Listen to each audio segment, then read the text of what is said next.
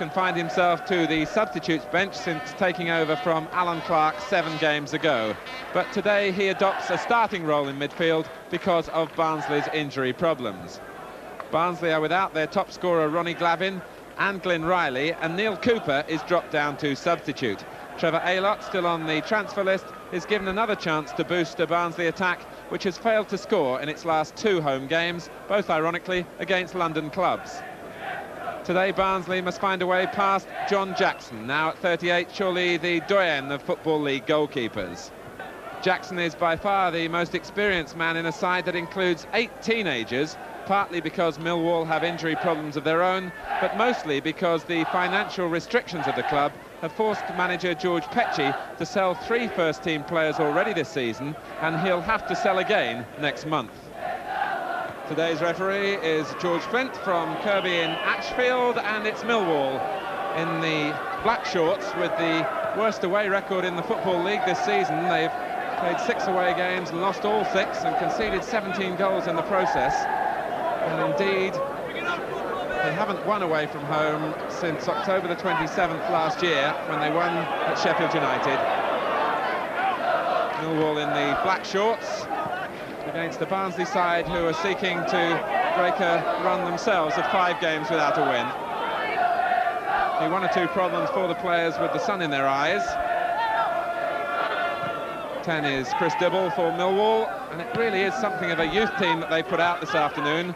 But when you remember that their youth side in 1979 were the winners of the FA Youth Cup, it shows that they're building from strength. And this is a teenager for Barnsley, Joe Joyce, and in preference to Neil Cooper. First touch for Norman Hunter. Joyce again, beaten by Dave Mehmet, who will play further forward than normal in this Millwall lineup because John Mitchell, their normal first-choice striker, failed the fitness test this morning. Ian Banks for Barnsley. Coming in towards Aylott, who made contact with the cross, still looking for his first goal of the season.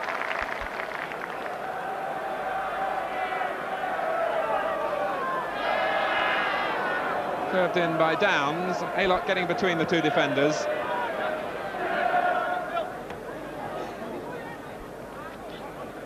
Here's Leicester. We've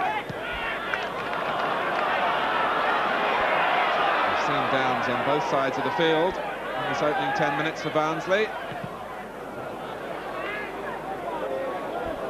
Leicester again.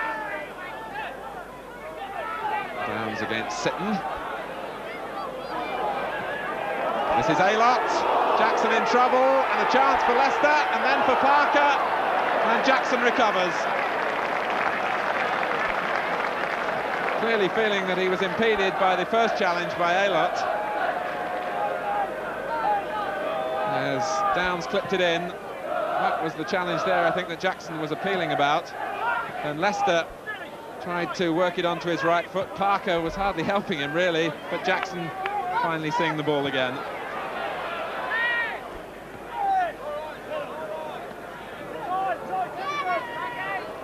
Tag being advised by his teammates that he had time for the back pass.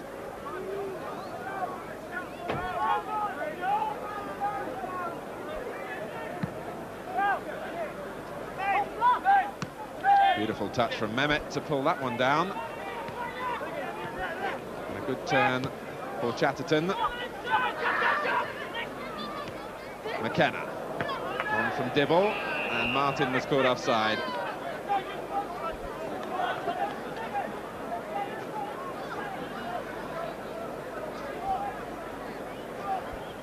Dave Martin, who at 17 is the youngest Millwall player, the current captain of the England youth side, and he's just spent this past week away on squad training.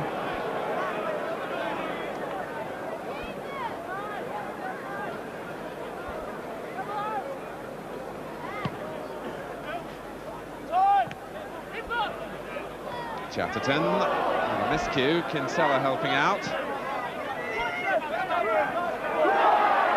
And Roberts finding Aylott a little handful, and the referee, George Flint, in one of those awkward situations when he felt that he had to blow for the foul because he wasn't sure But Aylott had got away cleanly. In fact, he had, and in the end, the free kick rather penalising Barnsley.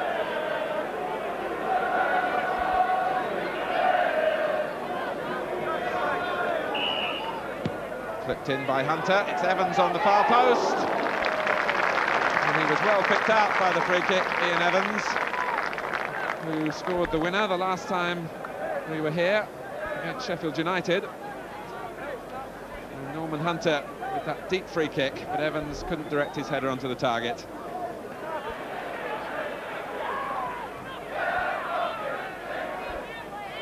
This is Joyce. Hunter getting forward. Faced by Chatterton. And, well, so nearly a situation of great problems for Millwall because of Norman Hunter's enterprise and a fiercely driven cross that Millwall were at full strength to turn away.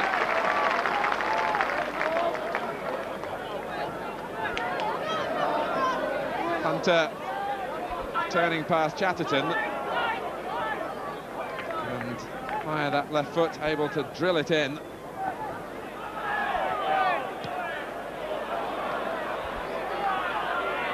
Joyce, and Graham Dibble doing the defensive side of his job well. Flipped forward by Banks. Come here for Parker, and now Aylott, and via the inside of the post, Trevor Aylott turns away in celebration of his first goal of the season. Coming at just at the right time for Barnsley, who are beginning to show a little bit of frustration. Touched off by Derek Parker, perfectly onto his right foot, and no chance for Jackson. 27 minutes gone.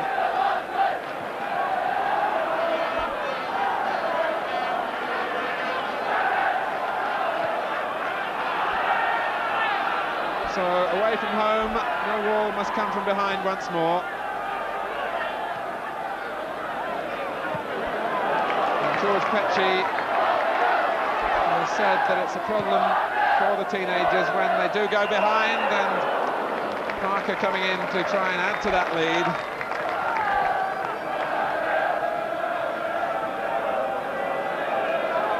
It's much harder for inexperienced players to keep their sense of composure and discipline when the pressure begins to go against them. Norman Rimington on the extreme right of the Barnsley bench, who enjoyed a successful testimonial match here against Leeds United on Tuesday night. A crowd of more than 6,000, a fine turnout for a loyal servant who opted to stay with Barnsley even though Alan Clark offered him a job at Leeds. Here's Mehmet. Nice touch by McKenna, and it was Chatterton joining in, and then Dibble with the shot that was blocked. Chatterton again. Enough of the ball to allow Hunter the tackle. Here's Roberts.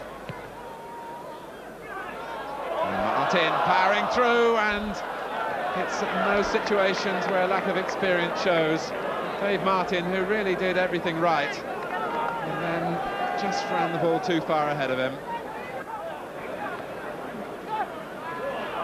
Aylott again. And first time from downs for Aylott, who continued his run. And again, Tag comes out on top.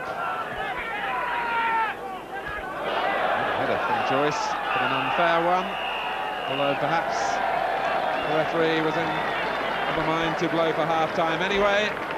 The first half that, in all honesty, needed a goal, and Trevor Aylott providing it after 27 minutes. Due reward, really, for a good personal first half for him. And Barnsley, goalless in their last 2 home games, go off with the satisfaction of leading Millwall by 1-0 at half-time. Barnsley announced a working loss last season of more than £190,000, but with fundraising and donations, they are in the black at the bank. This after also spending close to £500,000 on new players. So in difficult times for football, it represents a notable achievement for sensible administration here at Oakwell. So 1 goal to the good.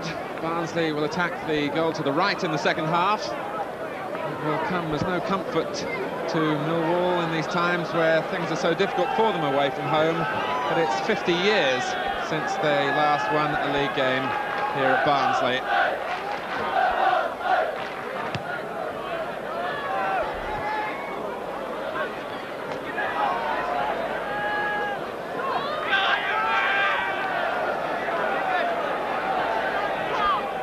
Joyce leaving the throw to McCarthy. Who is the long throw specialist.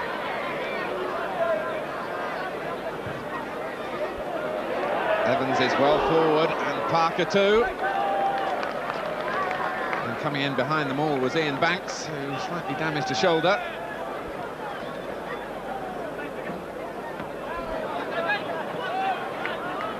Chatterton. Good vision. Here's Roberts. McKenna.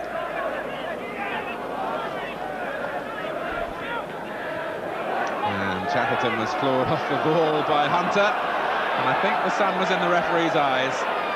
And certainly Barnsley are rather fortunate to be allowed to go on. Banks. Put behind by Coleman. And Chatterton was still continuing his dialogue with the referee about the previous incident. That's Martin, the number 7.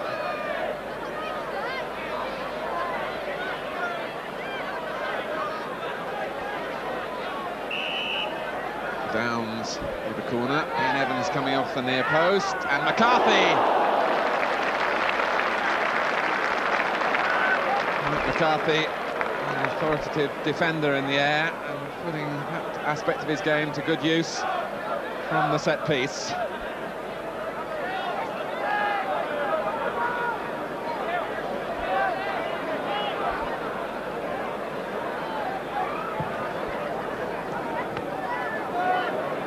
Goal for Sitton. There's Downs. Now Banks. Providing the width on the left, and there was revenge in that late tackle by Nicky Chatterton. It all stemmed back to the incident a minute and a half or so ago when Hunter stood his ground and blocked Chatterton off the ball. The referee didn't spot it then, but he couldn't miss Chatterton's effort. So the yellow card for the Millwall skipper.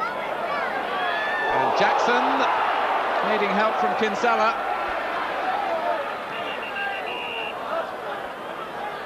But Mr. Flint had blown the whistle.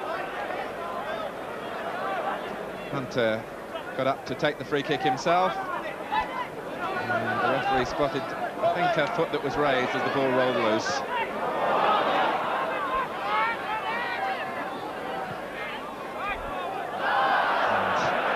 Getting away with the use of his hand as well. I don't know whether they have different rules for managers who play. I think he knew quite clearly that he had handled it. Certainly the crowd did. From Downs. Touch from Banks. Leicester. This is Joe Joyce. Again. There will have been an attempt at a shot. It might come for Leicester yet.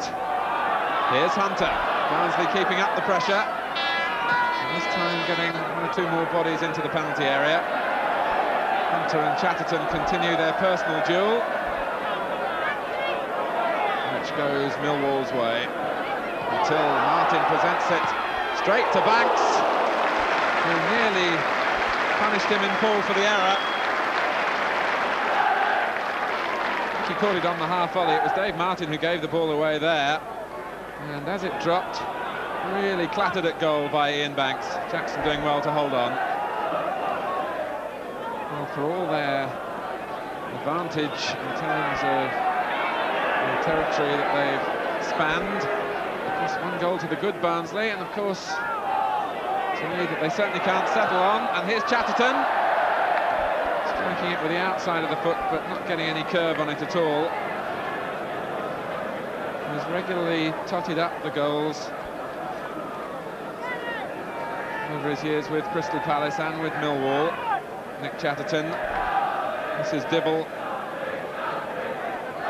playing it in, and Chatterton finding the ball dropping for him. You could see what was in his mind.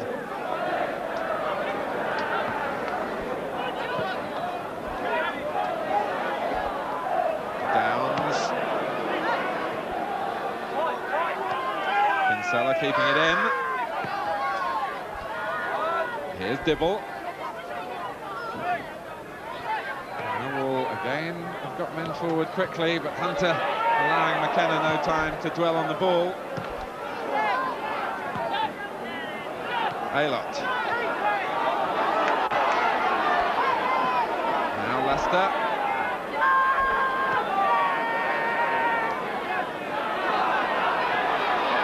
Here's Chambers. Aylott ahead of him, Parker in the middle. Now Hunter.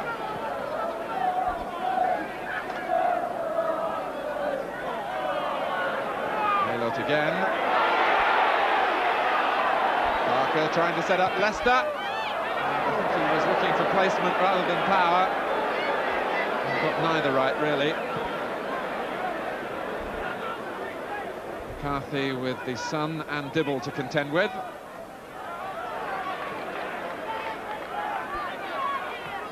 Leicester. Inside the last 5 minutes. And I must say it's been Barnsley's inadequacies in front of goal rather than the opposition offered by Millwall that has kept this game as a contest to the last.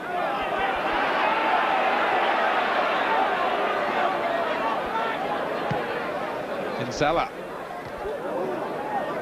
Up in the air from Joyce. Nicely collected by Leicester. Here's Banks. And Sitton, who will look back on the second half with personal pleasure, but not that particular pass. Banks picking out Chambers. Hunter. Aylott looking to turn tag. Downs. And Parker, penalty. Coleman, the offender. Mr. Flint couldn't have been more than 5 yards away. As Downs knocked the header back in, it was Derek Parker pushed in the back by Phil Coleman. And Barnsley now with a chance to make sure. And Ronnie Glavin, who normally takes the penalties, of course, is out of the side. Ian Banks, who on a previous occasion when Glavin was missing this season at Gillingham, scored from the spot. So it's Banks, the 20-year-old, against the 38-year-old veteran John Jackson. And 2-0 just.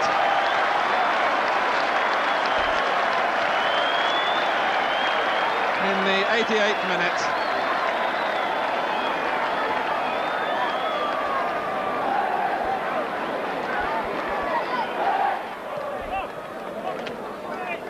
McCarthy. So Barnsley end their run of 5 games without a win, with Norman Hunter lasting the full 90 minutes for the first time since he's taken over the job as player manager, and he'll be pleased with that just a few days away from his 37th birthday. Ian Banks going off there, having secured the 2 points with his late penalty. For Millwall, though, the catalogue of disaster away from home goes on. They've lost all 7 away games now in the 3rd division this season, and it's a year and 22 games in all since they last won away in the 3rd division. And in truth, it really should have been a bigger margin than Barnsley 2, Millwall 0. Trevor Aylott with the first half goal for Barnsley and the late penalty from Ian Banks.